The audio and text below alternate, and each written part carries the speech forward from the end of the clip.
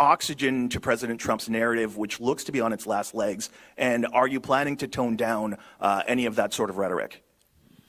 Well, I have not used rhetoric. I've used facts. CBC is straight up coming for your kids now. It's almost as though Mark Carney just announced that he was going to increase their funding annually, and they really, really, really want him to win now. I'm honestly quite shocked by their latest story. I'm equally shocked, and I'm not surprised, I suppose, about the latest Liberal attack ad. Wow, is that ever something? I'm Jasmine Lane. This is Over Opinionated. Be sure to give us a follow on other social media platforms. Subscribe, like, and comment your thoughts down below. We are going to be myth busting today a very popular rumor floating around about Mr. Mark Carney, one that a lot of people have sent me over the last week or so. And I've gotten to the bottom of all of it. Poilievre also had some pretty incredible moments over the last 24 hours. And clearly, our government under the Liberals has absolutely no idea what they are talking about, proven by this. In Canada, what we've said is we take stock of what the U.S. has done. And at the same time, we know that the relationship will never be the same again. And that's my message to Europeans. The relationship with the U.S. will never be the same. They want to do things differently. We're the biggest client of the U.S. by far. We buy more from the U.S. than the U.K., France, China, and Japan combined. So for anybody that has been in business before, when you treat your client, your best client, the way we've been treated, well, of course, it means that you want fundamentally to change the way you're operating. What we've said is we understand that President Trump is taking decisions for his own administration and his own people, but he also respects strength. And we've made sure that there were counter tariffs on American products back in Canada. We are now at $60 billion worth of counter tariffs. We announced new counter tariffs on auto yesterday because we think that it is ultimately the best way to get to a good deal eventually. We're putting maximum pressure on the Trump administration, and at the same time, we are finding off-ramps. And the only people on earth that will be able to really have President Trump change course are the Americans themselves. And the Americans now understand that tariffs are a tax on them. That may be one of the first times in history I've ever witnessed somebody fearmonger and then debunk their fearmongering at the exact same time. Interesting. So a couple things to take apart here. Number one, she says, that our relationship is forever changed because of this. It'll never be the same. And we're telling everybody else the same thing. Well, we all loved people like that in high school, let me tell you. And then also says that they're announcing counter tariffs to be strong so that we get the best deal. So you are acknowledging that our relationship is probably not forever changed. You're being very dramatic right now, and fair, tariffs are stupid. But you also know that this is actually just a negotiation. You know that this is all going to work out in the end and it will be a-okay. That was weird. Second thing, she says that Americans now know that tariffs are actually just a tax on them, while in the same sentence saying that Canada's retaliating with a $60 billion retaliatory tariff, and we're also adding tariffs to the auto sector. What? So, I don't know. Are you evil or are you just really not putting the pieces together there? How on earth can you confidently say in one sentence, we know that the Americans are hurting because of the tariffs from Donald Trump and they're not allowed to be the only ones hurting. We want our people to hurt too. So we're announcing counter tariffs. It's just huh? I would say as well, our economy is stronger than the American economy. Are you ready? Let's say it together now. Common sense.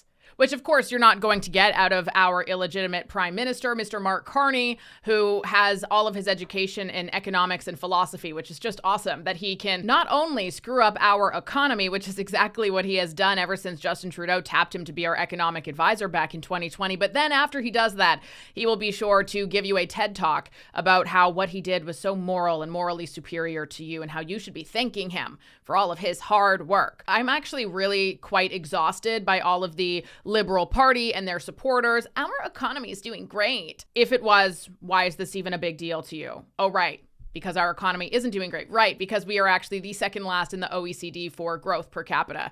Got it. But also, they may well pivot to the proposition that Pierre Poilievre has put in the window, right? Which is, this isn't just about the next couple of weeks. Now we know that Donald Trump is a threat, not only to Canada, but to the world economically. So we need to be prepared not just to weather the storm of the immediacy of the current tariffs, but think about the long-term economic stability of Canada. And do you want to trust Canada for the next 10 years, people who had the last 10 years, where we had pretty much a completely blown decade, where you had 22% growth in per capita GDP in the United States and 0.5% per capita GDP growth in Canada over 10 years. Do you want 10 more years of that, or do you want to go a different way?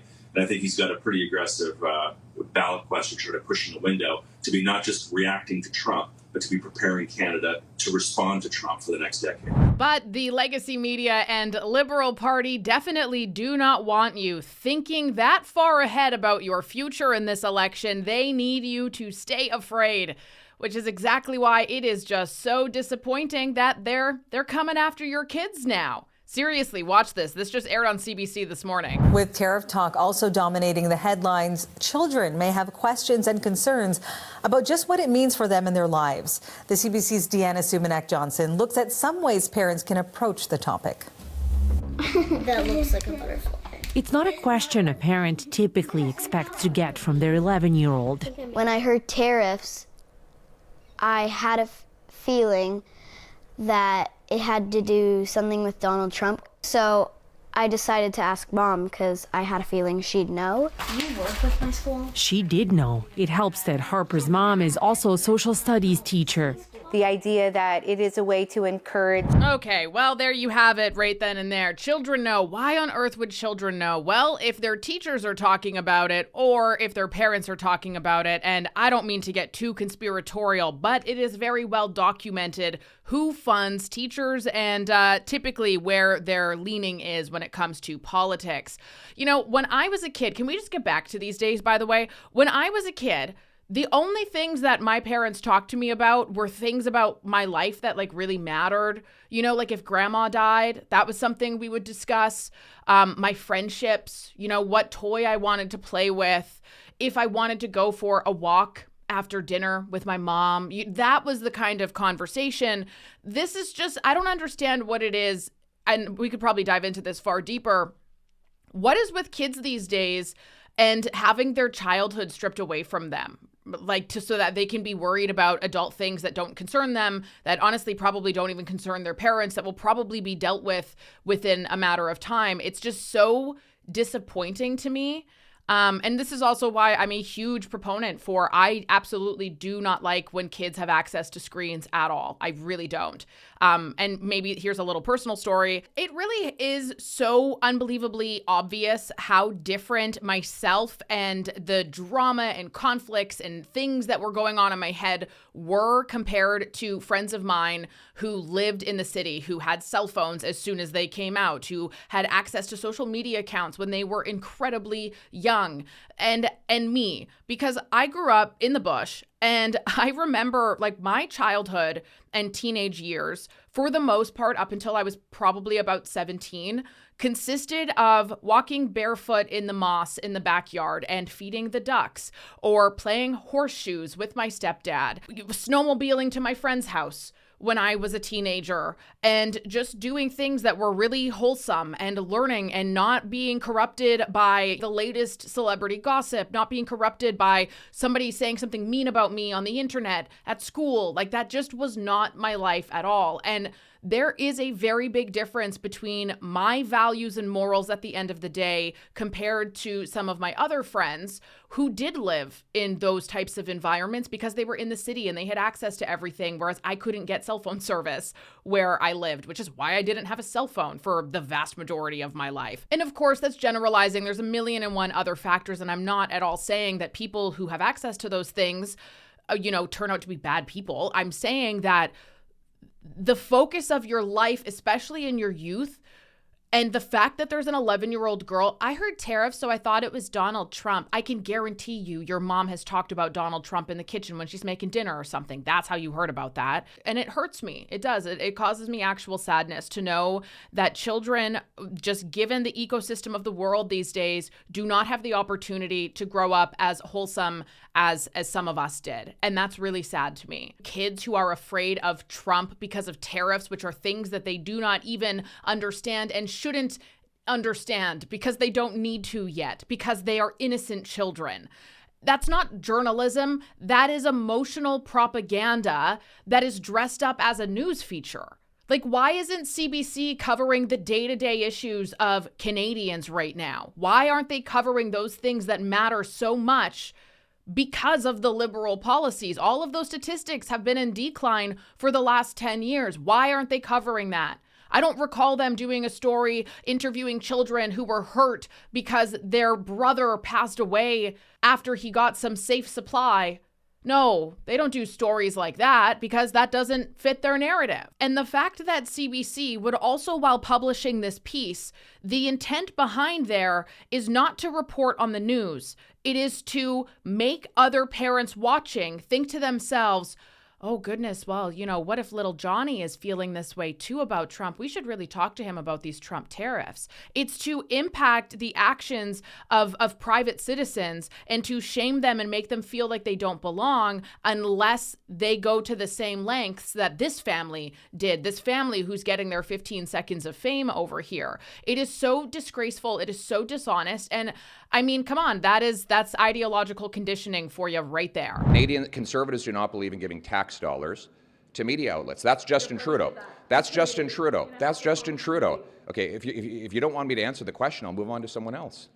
You're a tax-funded mouthpiece to the PMO. That's the reality. Liberal parents, Trump tariffs, Trump orange man bad, scary, must indoctrinate everybody else. Conservative parents, I mean, look at this beautiful interaction at Pierre Poilievre's rally last night. You like that? Look at this little girl. Who is this little girl? What's your name? What's your name? Avery. And what brought you here today, Avery? To help the country. To help.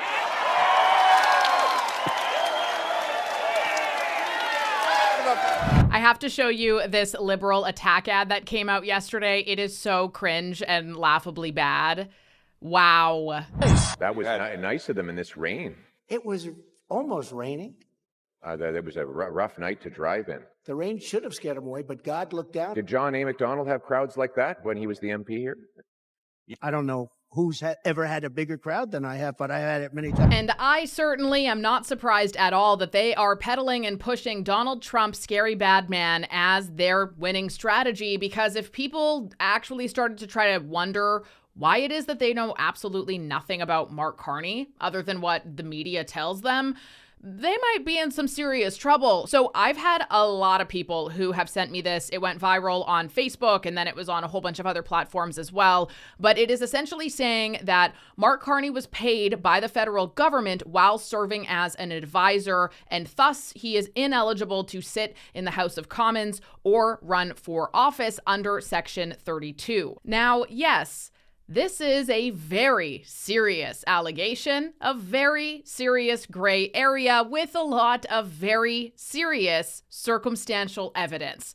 I will ask you, though, do you honestly think that people like establishment liberals, Justin Trudeau and his whole party and everybody behind him, and people like Mark Carney, the elites that rule the world, and that change policies and benefit from those policies that they change, those people, do you really think that they are so stupid they wouldn't have thought about this?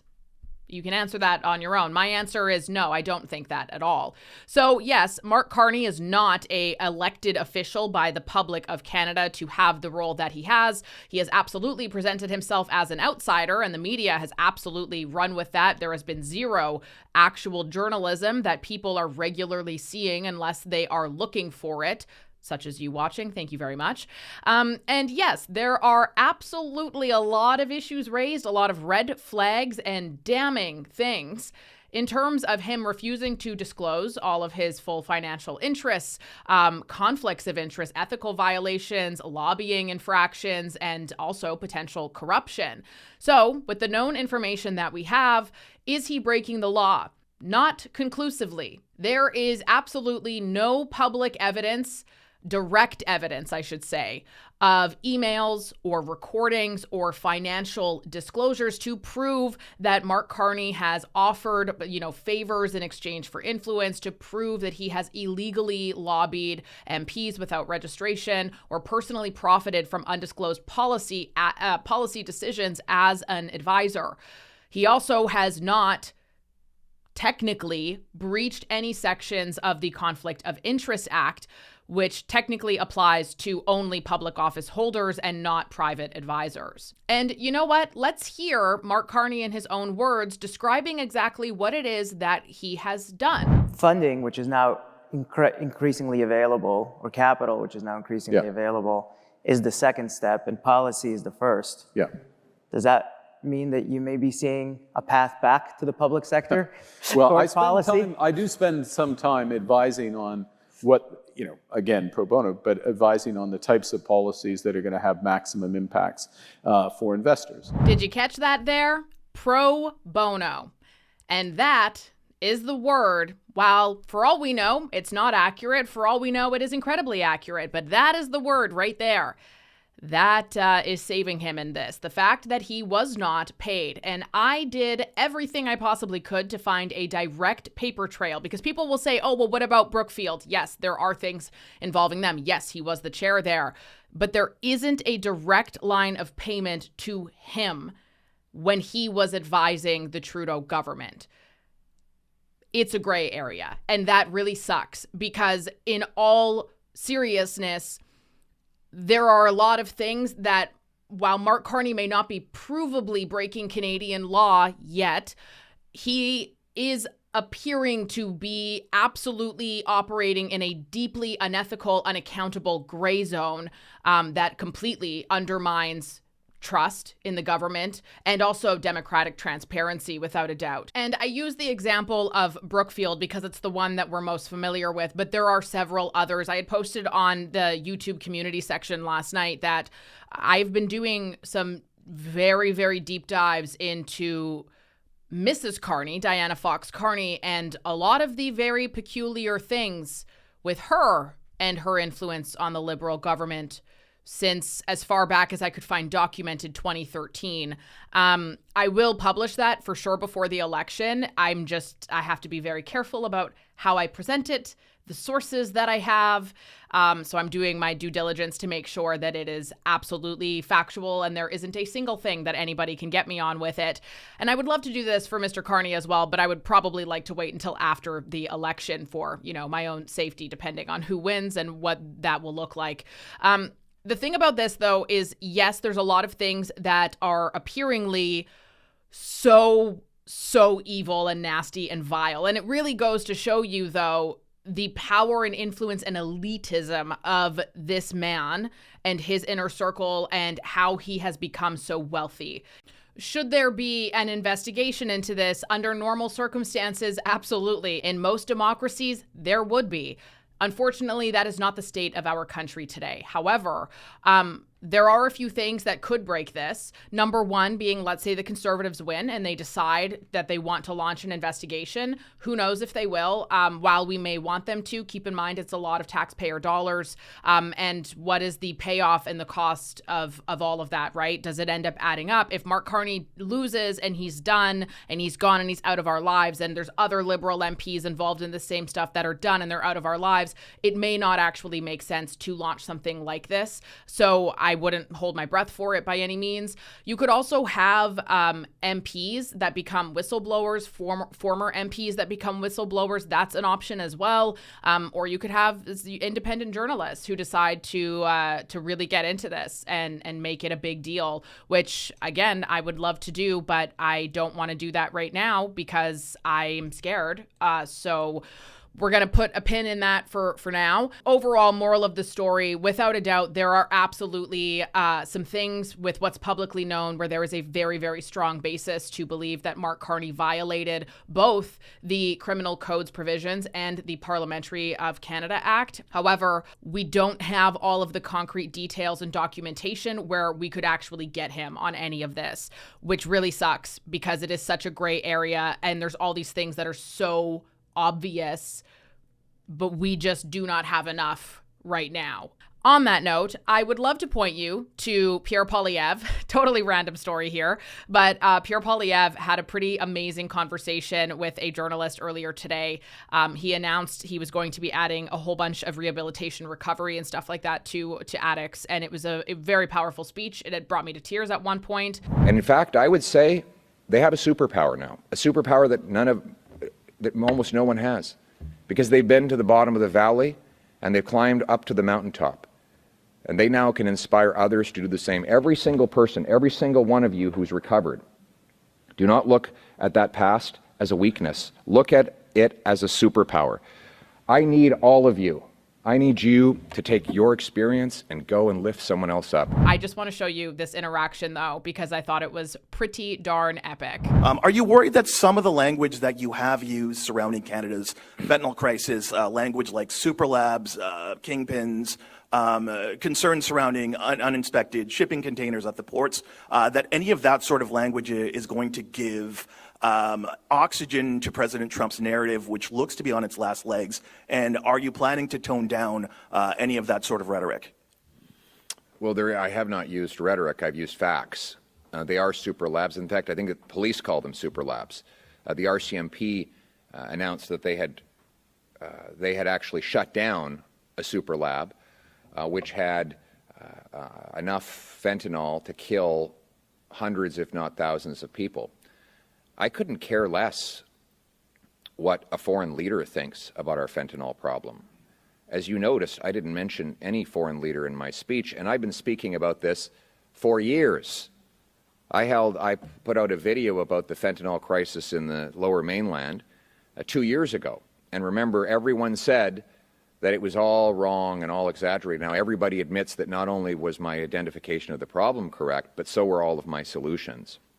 So I don't accept the idea that we should stop saving our kids from fentanyl overdoses because of something the United States is saying. The Americans have the American problem with fentanyl has nothing to do with Canada.